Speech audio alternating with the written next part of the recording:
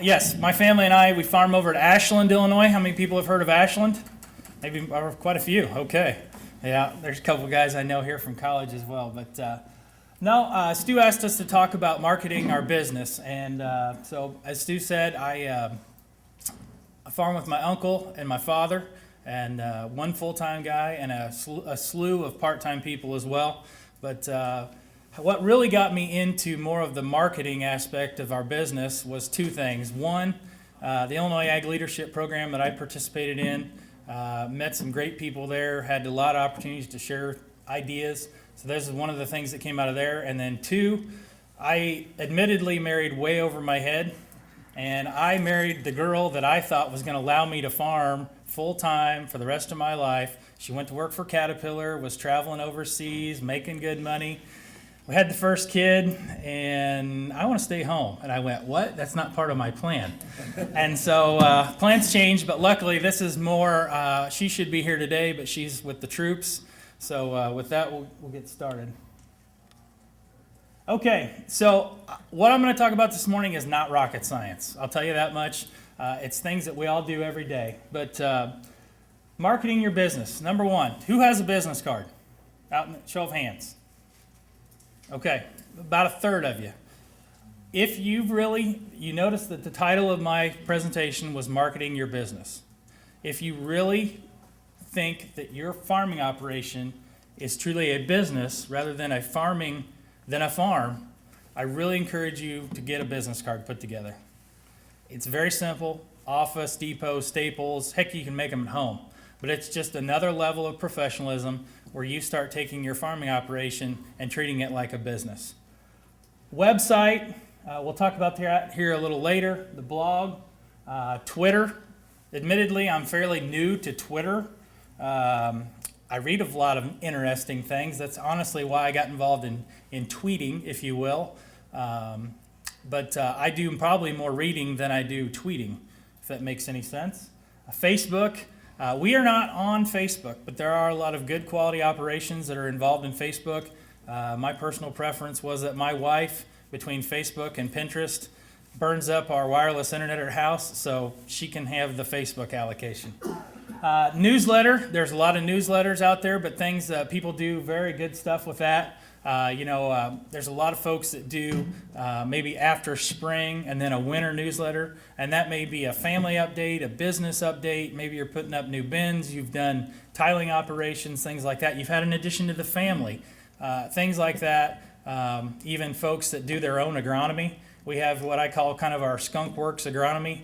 I drive my father and my uncle nuts because I follow the planters around, and I've always got different trials going on. And that's how I learn, but also I think a lot of our landlords find it interesting in what we're doing, challenging different things. Mailings, this could go with the newsletter, if you will. Sometimes things happen, and you want to alert, or you want to maybe somebody moves, or maybe you change the address, or you do something different at your farming operation. I encourage you all to do a mailing, and I treat mailings like seed companies treat me. There better be something in there besides a sheet of paper, because I don't know about you guys, but I don't read half the junk I get in the mail. I really don't. And unless it's got pictures, I really don't read it. But one of the things we've done is we've kind of combined some things, and this is something anybody can do. It's just one of the things we do, but we take our business card. You can get these at Staples. They're a business card. They're basically a chip clip, if you will, but you can put your business card in there. There's a magnet on the back. And we mail it as part of a mailing. We mail it to current landlords, farm managers, bankers, things like that. But then we also mail it to prospective landlords as well. Very rarely, we'll do this maybe once every 3 years. But I will also tell you, you don't want to mail something that's a piece of junk. This chip clip, if you didn't add this extra magnet behind it, you'd stick it to a refrigerator and the piece of junk would fall down. Well, little things are perception. So what does that mean about you? So just, something that I think is neat. It's neat to go into somebody's kitchen and there's your magnet with your name and business card. We like to make sure that our landlords especially think about us 4 to 5 times a year. And prospective landowners think about us 1 to 2 times a year. If I can increase that frequency, that's great. but that's kind of where we're at the moment. Photos, we'll talk about that. Resume, decal signs. I have a very good friend of mine that bought his own decal machine, and he has taken it from just the little logo on maybe his combine that the dealership puts on to now I think I could buy a sponsorship on his combine because it looks like a NASCAR. I'm not really in that camp of the decals and logos. There's some things sometimes where I'm glad our name isn't all over. How many of those? I mean, we've had flat tires. We do dumb things. I was on the phone one day, went into an elevator. I got into the side of the elevator. I didn't know it till I got out, till I got back to the field. But I mean, there's reasons you don't want your name on everything, but there are also reasons that you do want your name out there. So just think ahead. This is our website. Our website, honestly, my wife, again, I way overachieved on, we work with a company out of Texas called Ranch House Designs. She knew them from being in the cattle business. They specialize in one-page websites. So ours is very simple. You just have to scroll through it. There's not multiple pages. That was kind of the things we did, but we have a welcome, kind of the 6 key competencies that make up who we are, why we do what we do in our general area. Field notes, which is basically pictures. At the bottom, there's a link to our blog, and then at the very bottom, there's all of our contact information. We started this along with the business cards to basically look more professional.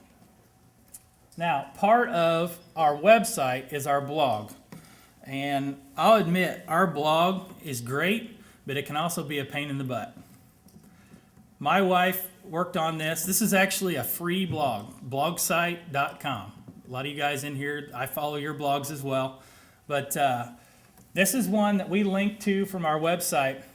But the number one reason we created this was because we have landlords that are not only not in our county, but are in Chicago and all over. We have some in Belgium and all over. And this is a more efficient, cost-effective way, provided they check it, of keeping them up to date on what's going on. Very simple.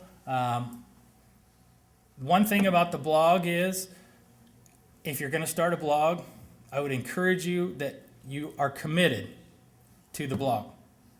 I mean, I catch hell from people who check our blog going, you didn't update your blog. Well, hey, we're putting on anhydrous. We got all these other things going on. You have to be committed to updating it. In the wintertime, I'll admit, it is a struggle for me to come up with something to talk about in the wintertime. There's only so many pictures of snow and things like that you can take and write about. But I encourage you, if you're going to do a blog, to be committed to it. So we talk a lot about, I'm a big picture guy. And one of the things that we do is we take a lot of photos. We have made an investment in taking pictures of what goes on at our operation. We don't hire anybody, but I arm everybody with cameras, whether they've got it on their phone or whether they've got a nice high-dollar camera. I don't care. We even have sometimes a little competition of photo of the week. Those cannot always be the good things we do, too. But I use communication. Treat me like a kid. I don't know about you guys, but when I read farm magazines, I look at the pictures first, then I go back and say, okay, is there an article I missed? But treat me like a kid. Use a lot of photos. In our resume is about 45 pages. And there's resumes, but most of it is there's yield data, there's equipment lists, there's things like that. But I break that up with a lot of photos. Because you may not ever read our resume, but you're probably going to look at the photos. So I encourage you to do a lot of photos. The last one, do you share or do you show your blunders? Things happen. We know that around here. This is one that, we had a flat tire on one of the combines. We all know that stuff happens, but do your landlords and do other professionals in the industry know that happens?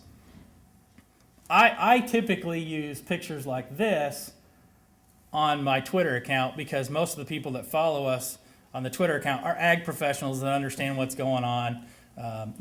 These things happen. But there's points where I've got some friends that actually show where they tried to drag a planter through a mud hole and ended up splitting the planter from the tractor. I personally wouldn't show that. That's just me. But these are things to think about. So when we get back to a blog, what in the world do you write about? The things I like to write about: crop progress, kids' activities, weather, markets, neighborhood activity, tile projects, equipment, etc. I never ever alienate or talk about a specific neighbor, ever. I just give a general overview of what's going on in the neighborhood. I've even got a few neighbors here I've talked about that are here today. Don'ts, I learned this the hard way. Politics. Didn't know it. One day talking to our largest landlord, guess what? We have differing political opinions.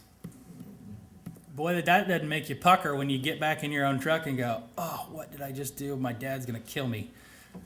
Make sure you watch that. You can write about it. It's a free country. You can write about it all you want, but be prepared for the consequences if they differ from somebody else's opinions.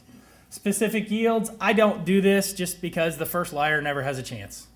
So I just avoid it.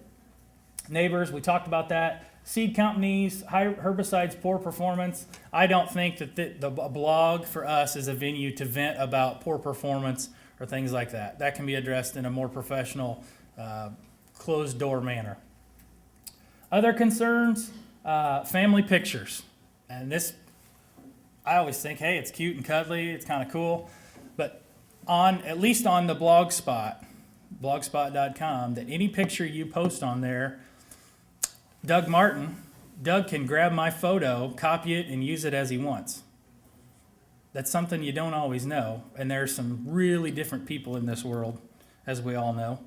And so one of the things I try not to do too much at my wife's request is put too many family photos on there because of just the way our society's gotten. Now, on the flip side, I did get a call from Washington State University, and they asked if I would copyright my picture of Goss's wilt last year, and they published it in one of their textbooks.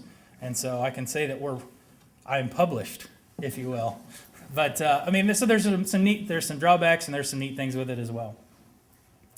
Our costs, our website is once you get it started, it's $400 a year. Like I said, it's one page. We pay it $100 quarterly. The blog is free. Whatever else you want to invest in the camera, or cameras for your employees, time investment. That's a bigger one. Maybe that should have been number one, is how much time are you willing to invest in doing this? I'm not going to stand up here and tell you that this has rented me farm after farm, and I got to turn it down. I'm not going to say that. What I think this has never specifically helped us rent a farm. It does make our business look more professional. And I think in today's society, we as farmers need to be and look and act and communicate more professionally. I encourage you to still do the little things, such as let people know who you are, knock on doors, keep your farms and fields looking sharp. This is one thing my father and I differ about. Oh, let's let that grass grow to seed. Let's let it head out before we mow it. As soon as I'm done planting, I'm mowing road banks. Because I've watched more farmers rent ground because they weed eat and they do things like that. So my father over here, 64 years old, very comfortable. I have what I have. I don't need any more. I'm 34 years old. Get out of my way. Let's go. They're just two different management styles. And the other one, honestly, and we all know it, is you got to be lucky. You either got to be lucky or you got to be dumb and pay so much more than anybody else. So those are my comments on marketing your business. Google Analytics. Oh, yeah, Google Analytics. Thank you, Stu. So part of our blog site, you can actually tie this. There's so many things behind the scenes that you can make this do. I mean, a lot of people, my wife puts music on there. So we have some people that use it as just they're working in their office. They use the music, but there's also another application out there called Google Analytics, and this allows us I can go in every day once I go in and log in through our account, but I can actually see who is accessing our blog worldwide, and it breaks it down from county, zip code, state, country, and we can really start to see some of the demographics of where the people are that are looking at our blog site. I mean, we've got the people that have no interest in farming but do some things like that are followers, but it's really a neat tool to help us kind of tailor, are we missing somebody? Is there a demographic that we're missing? We can see hours of the day they check it. And we can also, eventually there'll be a way where we can actually blast those people. Hey, we saw you looked at our webpage. We're not there yet. I'm not prepared to do that quite yet, but there's some really neat tools with Google Analytics and to actually track who is following your stuff. So with that, I'll bring up Dennis, and he'll take the next leg.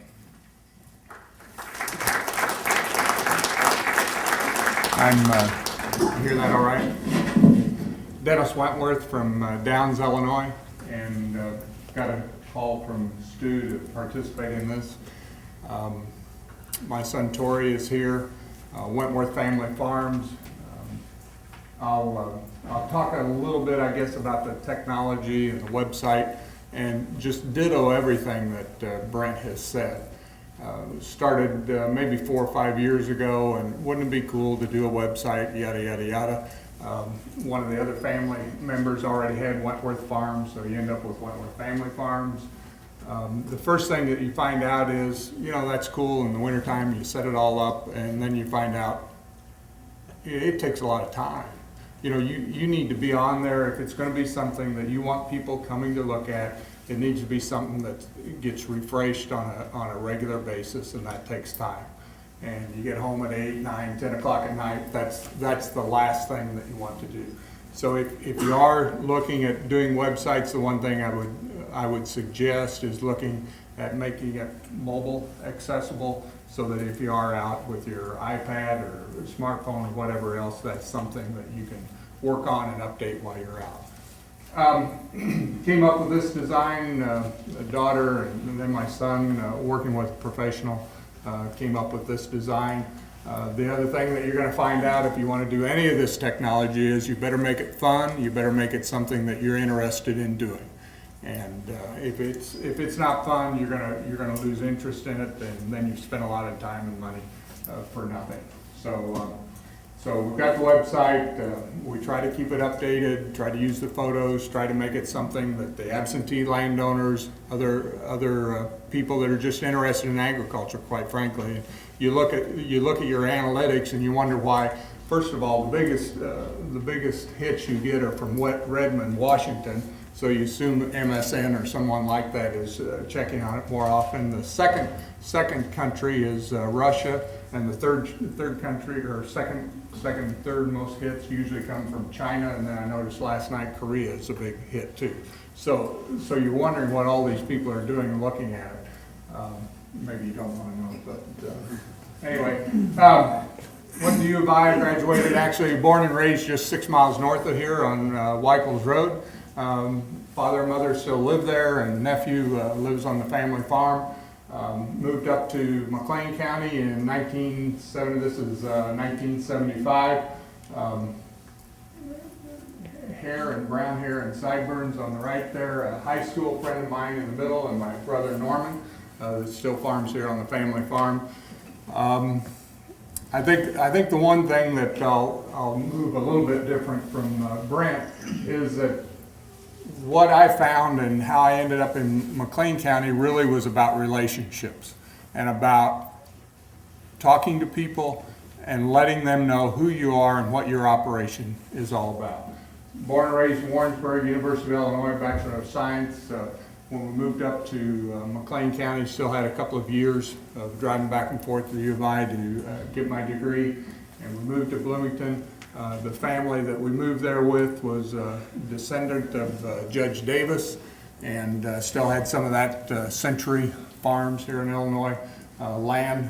Since that time, we've grown, they grew, I grew along with them, and then you get the phone call after the older gentleman has passed away, him and his wife have passed away. You got 3 kids, and now that's divided among the 3 kids. And so you get the phone call that says, well, by the way, one of the children wants their share. So all of a sudden your operation is now 33% less. So what's that tell you? Well, first of all, your wife tells you, at the end of the day, when you're all done doing this fun and games of farming, there's only 2 or 3 people that are going to be left that really care, and that's your family. And so this family made their decisions, didn't my well-being and my family's well-being really wasn't part of their decision making. So that began really a long process as far as how do you look for more ground, what ground is it that you want to rent. And back in that time, I would have killed back in those days in the 70s and 80s to have a crop share lease. Now, that would probably be one of the last things that I would want to rent, because at my age, I don't want to deal with landowners. I want to know that they want me on that operation. I want them confident that they know that my relationship with them and with that land is about doing a professional job. It's about agronomics. They're going to get the best production out of that land and their asset possible, and then get out of my way. That's my one meeting of the year. You know what it is. You have trust in me, and that's the relationship that we have. So, business principles, what are we based on? Operate a successful farming operation that focuses on maintaining those relationships with landowners and farm managers. We maintain those relationships by adopting the latest in agronomic technologies, which maintain the landowner's asset and provides a reasonable return on investment to both the landowner and Wentworth family farms. And really that next to the last line there, reasonable return. And that's the challenge, isn't it? My reasonable return and the landowner's reasonable return doesn't always come together. But I think what we found here recently is not every landowner has that same goal. And if their goal doesn't match with my goal, why do I want that next piece of ground? So I think you want to make sure that piece of ground that you're bringing into your operation doesn't become that headache. That becomes not a part of your operation. The other thing that we did with the Wentworth family farms is we kind of came up with this. Well, we didn't kind of come up with it. It was a thought process that we went through. Wentworth family farms, be a part of the team. Not everybody that we do business with is part of the team. Not everybody has a nice logoed shirt. I've got some great, we drink the DeKalb Kool-Aid, DeKalb Asgrow Kool-Aid, because their people are part of our team. I trust our district salesperson. I trust our local retail people. I trust my fertilizer dealer. They understand that if I do well, they're going to benefit. And we have that loyalty and those relationships that go on. And so when we do National Corn Growers Contest, all those team members are there, and they're going to participate, and they're going to know that I'm also telling people just like this, that they're part of the team and they're part of the people that if you want to do business with them, they're going to treat you in that same manner. So again, back to the relationship. And what's the future bring? You're all going to have a different future, but I think what we all see is it's not what our dads had. It's not what granddad had.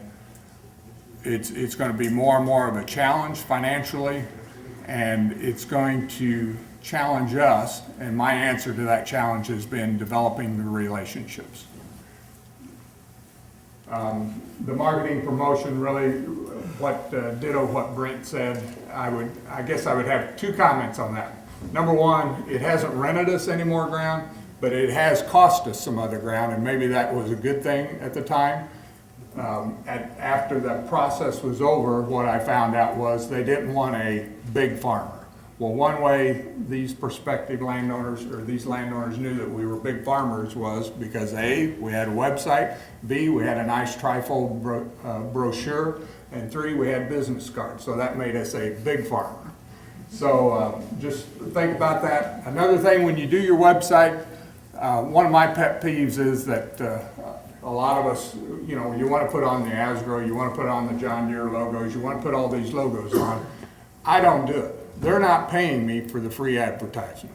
I had another, we were linked on the equipment dealer's website, and the other farmers got upset because they were promoting us, whatever. But I think that's where we're going to end up being. don't put free advertising on for your other companies.